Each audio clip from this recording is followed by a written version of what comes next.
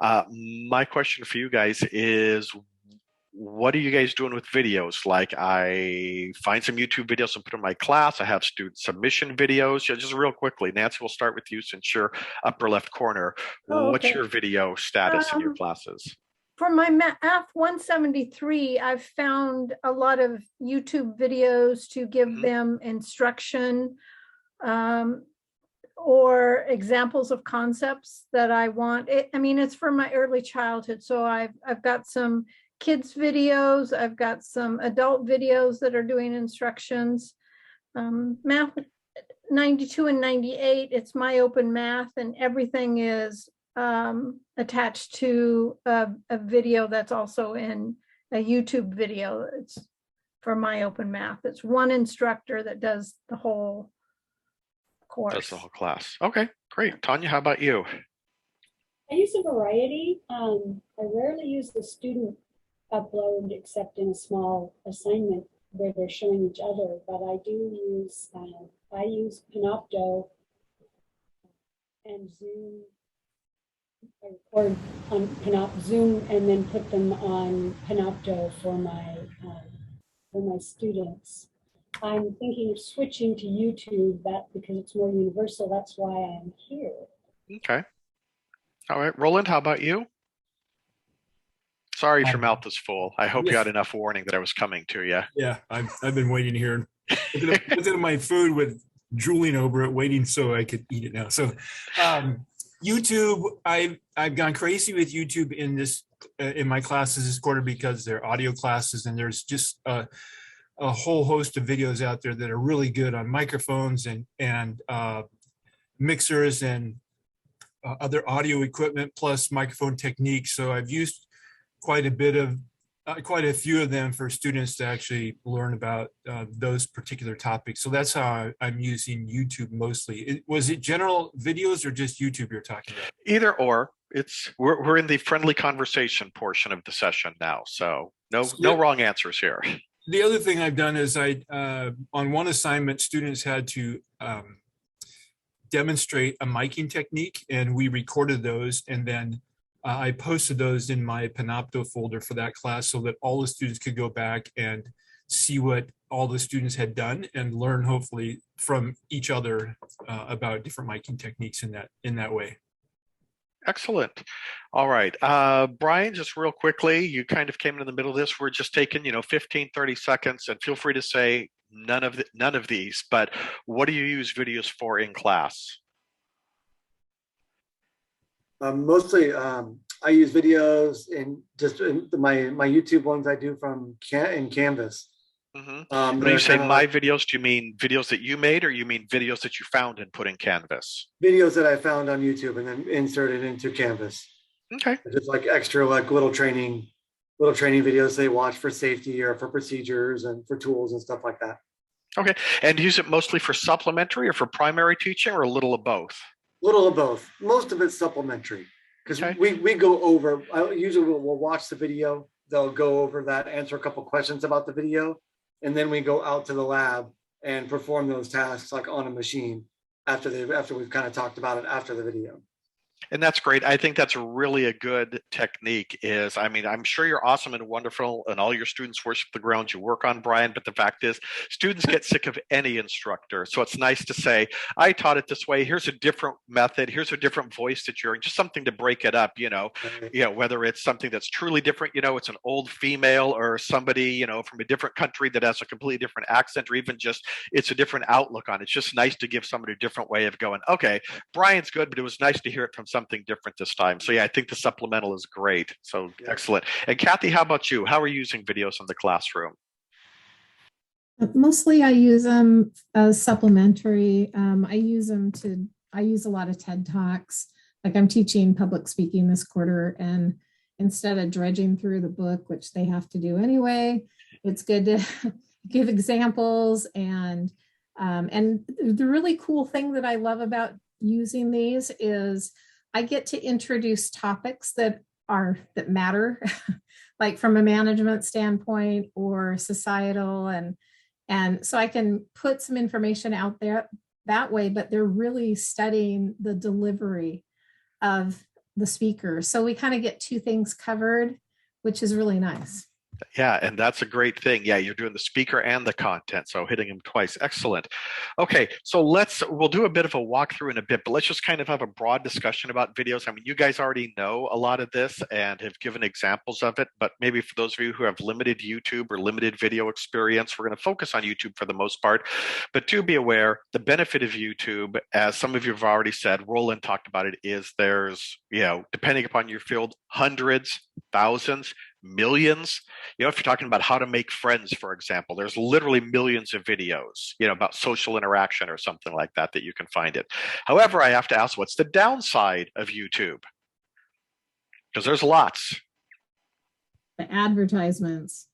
Yeah, the distractors, the advertisements, the recommended videos. Somebody goes to watch Kathy's 2-minute video and ends up watching 3 hours of Saturday Night Live episodes. Yep, that's an issue. Or you don't know the content of the videos that are going to come up. It could be for, I don't know, things that I don't want to cover in my class. Yeah. So you don't want to cover, weather girl, hottest weather girl in Atlanta, oops videos. Yeah, I can see that. Brian, you're about to say something? Yeah, I was going to say the same thing. They watch one and then all of a sudden it turns into another. And then wait a minute, they just watch something that is inappropriate, maybe that, they have beliefs in or whatever the case is that, so I always try to give a fair warning, like, hey, just watch this one. Watch this one. It's on you if you rabbit hole into something else. Very good. All right, Tanya, you were raising your hand?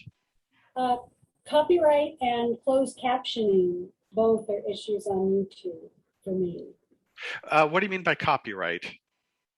Well, I still worry, even though I've worked so hard on it, that I may be missing something on whether I am illegally downloading something. Yeah. And I have that little nagging worry in the back of my mind always. And then the closed captioning, of course, doesn't have any punctuation in it. Yeah. And actually those are 2 points that I have right here on my notes to cover on YouTube. So thank you. The copyright is an issue. Just because it's on YouTube doesn't mean you're allowed to show it. I assume everybody knows that, but somebody uploads, stuff gets taken down, but you find something that's, copyrighted movie clip that shouldn't be published, music in the background, things like that. I don't want to turn everybody into I'm terrified to do it. That's not the goal, but kind of use your common sense. And yes, if you have 20 videos and one of them has copyrighted music in the background, I really don't think Taylor Swift's lawyer is coming after you for $8 million, at that point in time. But yeah, if you're showing something that common sense says, yeah, I probably shouldn't be downloading videos of Squid Game and showing that in my classroom, bypassing Netflix. Yeah, you're taking your life into your own hands at that point in time, because Bates is not going to back you up and go, that was an intimate mistake. We're going to say, nope, we told Nancy not to do it. She's on her own. She can hire a lawyer. So do beware of copyright. And the captions is also an issue in that. So Google is great. YouTube is great. We certainly don't downplay that. One of the things that we also say is there are some other places out there. Now, the problem is, if you're teaching something like Kathy, where there's like a public speaking element, we can point her to literally dozens, if not hundreds of websites. Brian, what are you teaching? I do the woodworking, cabinet making. Okay, so here's a real easy question. Who's going to have an easier time finding videos in the databases, Kathy or Brian? Raise your hand, Kathy. Sorry, Brian, we love you. No. So yeah, the more specific you are when you're getting into stuff like welding, where you're doing woodworking, stuff like that, it can be harder. So the 2 recommendations I would give you are, first of all, there's a lot of stuff out there that's is available. There's stuff like courses out there like, and I don't know how it's pronounced, Udemy. I've never heard the correct way of pronouncing it, but Udemy's out there. Coursera is out there. MIT has their classes out there. So there's a lot of stuff out there. TED Talks is another one that Kathy talked about that is out there. So there's tons of them out there. Khan Academy, if you're doing math, you guys are probably aware of that. But the other thing that I would recommend is simply to put Mike to work. And it feels like I say this about every 5th session that we do, but I keep stressing it. If you say, man, I'd like to find some good videos on OSHA, safety, on, or something dealing with COVID, for example, that you want to do on the first week, and you certainly don't want the headache of navigating, YouTube and COVID videos. Put Mike to work and say, hey, Mike, I'm looking for a video that covers, safety in the workplace, or a video that covers proper workplace communication, or a video that says how to write a business email, something like that. And put Mike to work and let him find it for you. I mean, the library lives for that sort of stuff. And boy, let me tell you, they do. So, honestly, the only problem you're going to have is Mike will send you 57 of them, and you'll have to email him back and go, hey, what 3 would you recommend out of this list of 57? And there's worse problems to have than, I've got too many to choose from.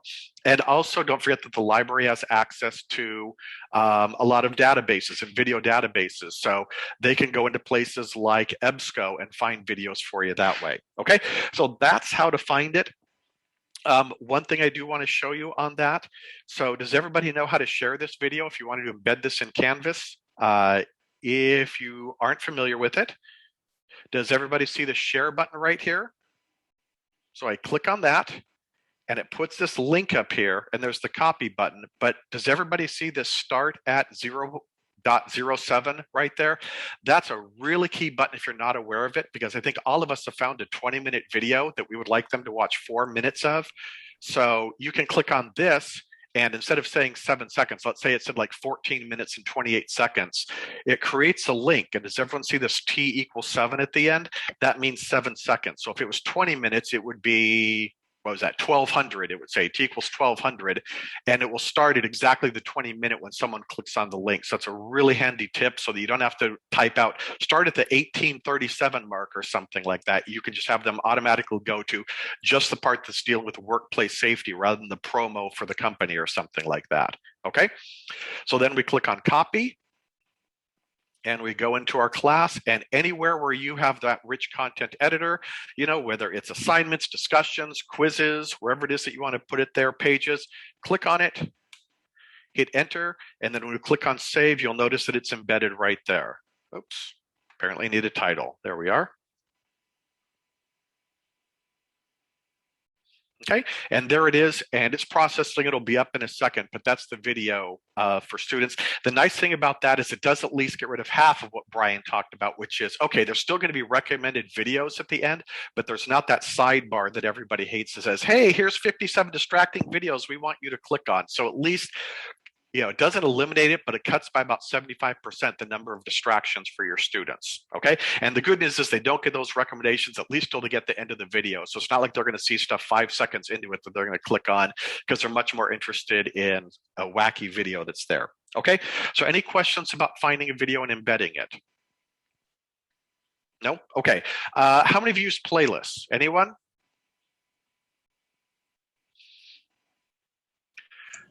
All right. So the playlist is very simple. It just means instead of putting 8 videos in there, you put 8 videos in a playlist, and then you send them to the playlist. The nice thing is then they're all in one place. If they want to go back and see stuff, go from video 5 to video 2, or you don't have 8 links, they can't figure out what they are that they have to click on to remember. So all you do is if you get to a video, so there used to be a 3 button here that it was on. So now it's under save. So does everybody see the save link? So I click on it, and it shows from my playlist. For example, a summer training review is a playlist I have. You would just click on create new playlist, and then say this is OSHA vids. And you choose the privacy, which we'll talk about in a second. And now it's saved. So I can go and find 5, 6, 7, 12 videos, put those on that playlist, and then I just send the video or send the playlist to the students, and they're all curated in one spot, and I'm not trying to put a batch of links in there. Okay, let's talk about the privacy settings real quick. Are you guys familiar with the 3 privacy settings of public and unlisted and private? I'm seeing 3 yeses and some here. Okay, so just real quickly, and please, we're going to do it briefly, but if you have specific questions, please ask them. If you say, hey, I'm confused, is that going to work in my class or not? But public is exactly what it sounds like. It's a link that offers everything. Anybody can access it, anybody can go to it, anybody can share it, anybody can get to it. So it's exactly what you think. That's the whole point of YouTube, which is sharing millions of videos with millions of people kind of thing. Okay, so if you're doing something like showing a video about OSHA, there's no reason not to make it public. It's just going to be less complicated for your students. Okay, but let's say Roland is doing student work here and he's got student videos he wants to share. Roland, I'm just curious, and there isn't a right or wrong answer here. Would you make it unlisted or private, or don't know? I would make that probably private. And why? Because I only want the people that I want to have access to have access. Good. Okay, would anyone say unlisted? And my hand's up on that, by the way. Okay, so Roland makes a good point. Private keeps it locked down, those 12 people, and only those 12 people will be able to see it. That's great, especially if you're concerned about privacy, you know, if someone's sharing stuff, if you're worried about student privacy, minors, any of that sort of stuff, then you can do that. You can also give the students the option to do that. The downside of that is there's some authentication that has to happen, and you can really run into problems with students who are on a different computer, who aren't logged in, who can't access it. This is where you get the emails going, I've clicked on the link and it keeps saying access denied 20 times. So it's not that Roland's is wrong. Roland's is great for that reason, but understand the downside of that is that you may end up running into those issues. The upside of unlisted is there's no authentication that requires. If you have the link, you can access it. It just keeps it out of the searches. So someone can't search for Roland Robinson and find that video, but if they have the link, they can watch it. The downside of that is the exact opposite of Roland's. There's no privacy. It can get shared. If it becomes viral, it can be shared with hundreds, thousands, millions of people, things like that. But those are kind of the two that you want to look at. I personally like unlisted, again, because I'm not dealing with privacy issues like Roland is. It means no hassle for me, and it's at least somewhat protected where this isn't going to be shared with the entire universe on that. Roland's point is obviously equally valid, which is it's a little more work for him, but it keeps it locked down and it doesn't have to deal with any sort of blow up of stuff being shared that shouldn't be. Okay, so any questions on those settings? All right, so that's playlist. Let's talk about uploading really quick because we are way behind, but we've had good discussions, so we'll get to what we get to today. So does everybody see this camera up here in the top right corner? Got my mouse on it. So you click there, you've got two options. I assume nobody here wants to click on go live, but you absolutely can do that if you don't want to use Zoom. Everybody looks slightly terrified. I get it. I have never clicked go live in my life, and I've been doing this for over a decade. But this would be something where you're just streaming live on YouTube. So if you wanted to open it up for your class for discussion, that would be that. I assume most of you are going to do the upload video. So if you've got a video that you made, if you've got something in Panopto, you've got something from a publisher that you want to put on YouTube, you would go through the basic process. Do you guys see the pop-up window here that says select files? Yeah, so you go through this, you know, it's pretty basic. You select it. Let me select something that isn't Chelsea's, that is actually mine. Documents, here are Camtasia videos. And depending upon how big this is, it may take anywhere from half an hour to about 2 hours. It's actually pretty quick. I'm assuming you have enough bandwidth. I'm talking about the processing time. If you're a dial-up AOL modem because you live in outer Wenatchee, it might be 6 hours to upload the video. But once it's uploaded, it's actually pretty quick, you know, certainly by the end of the day. So you see the basics here. I've got my title. I've got a description if I want to type that in. I can select thumbnails. I can automatically add it to a playlist, Roland, right there. I can do it when I create it, although I can also go back and do it later. I assume if you guys have ever done this, you've run into the whether it's made for kids or not. Just to be clear, this is not talking about pornography or inappropriate material. It's talking about advertising. So if it's advertising for kids, you would click on yes, it's made for kids, and they would ask you further questions about it. But all of you are going to say, no, it's not made for kids. Again, that doesn't mean it's inappropriate. It means it's not, you know, toys and sugar-coated cereal is what we're talking about there. Okay, then you click on next. These are things you can add if you want to make it pretty. If you're doing what I do, which is I'm just slapping it up, I'm going to let it choose a default. Unfortunately, yeah, every once in a while, you're going to have a default, video card of you going, as you're pointing to something. Sorry, but at least they give you 3 choices. Okay. And then it says it's going to check your video for copyright issues. Again, that's stuff like whether or not you're playing a Taylor Swift music in the background or something like that. Okay, and then here's what we talked about, our privacy. Do I want private, unlisted, or public? I assume you're all going to want to publish it right away, but in theory, you could do this for later. I click on this and say, I want this published Monday at 8 a.m. And it gives you the chance to work on it over the weekend, but not make it available to your students until later. Okay, and then you'd click on publish, and that's it. Okay.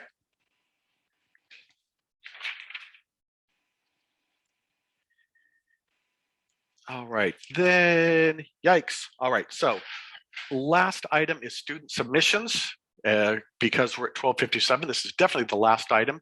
And that is just me giving you guys my, whatever it is, bi-monthly encouragement to stretch out and try something different, and maybe try a small scope of having your students submit a YouTube video.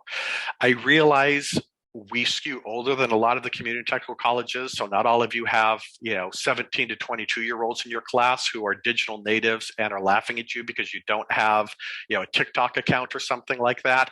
I know some of you have 58-year-old veterans in your class, and I get that.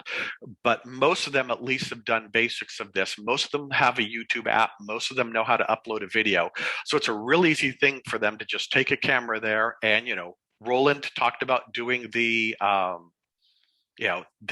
mic thing. Brian, a thing for you, again, if you want to keep it simple, maybe as this part of a discussion board or as part of an assignment, have them walk around and give examples of good or bad carpentry. Go to downtown Tacoma and find a horrible example of carpentry and tell me why it's bad. And they can actually do it and narrate it. Oh, look at this building and look how there's no right angles. I'm a moron. Pretend I know what I'm talking about. Oh, there's no golden triangle there. There, I know that one. So you do that, then they upload it. They have that link that they can then put in a discussion board, and everybody can see there, so everybody can comment on it. It's exactly what Brian talked about putting in something different and as a supplemental resource. It's probably not going to be primary, although in some cases it is. Like, for example, nursing makes them show how they're washing their hands or how they would draw blood. So it can be a primary source. But if not, again, I'll pick on Brian because I started picking on him. Brian's awesome and great and a fabulous teacher. But the fact is, if they're getting Brian for 8 hours a day, 5 days a week, 10 weeks a quarter, 6 quarters till they're done, that's a lot of Brian. That's a lot of Brian. So anything that Brian agrees with me, he says, yes, that's a lot of me. So anything that Brian can do to kind of break it up, give the students something different, we highly recommend. So that's kind of my encouragement is for all of you guys, try it once, see how it goes. Try and keep it narrow so that it doesn't blow up in your face because, something horrible happens that you never considered. Try a 1-minute video. Try it with something basic like, hey, give me something from your house that demonstrates this, or walk around your neighborhood and find 3 examples of this or something. And it's an easy way to get started. And then once they've done that, then maybe you can go to stuff like the demonstration video and things like that. Okay. So any questions on that? We're a minute or two over. My apologies for that, but I think we had a good conversation. Other than that, any questions? Other than when do I get my $25? Okay. I have a comment that I Yes. think doing those activities are really good. You can combine it with a discussion board and have them do a SWOT analysis of their work. So that it gets them using critical thinking, and then it gets that dialogue going. And as a teacher, they educate me about what works and what doesn't. And then next time I teach it, then I have a little bit more to work with than I did when I, originally started with it. So I'd throw that out there. Awesome. Thank you, Kathy. Anything else? For my drafters, I want them to actually start being able to screen record and show me what they're having trouble with and put that in a discussion board, because the more that I can teach them about screen recording, the more they can make money on YouTube doing those things. Yeah, man. We're late, and sorry if anyone needs to take off, but that's a great point. Is, man, you're teaching them, like someone talked about Kathy talked about hitting 2 or 3 things at once. And yes, YouTube technology is absolutely, even if it's not money, which would be great, it's driving brand recognition. It's driving their name. It's developing followers, which if they're going to go out into business on their own, that's a key thing to have. So thank you, Ty, a great point on that. All right, anything else?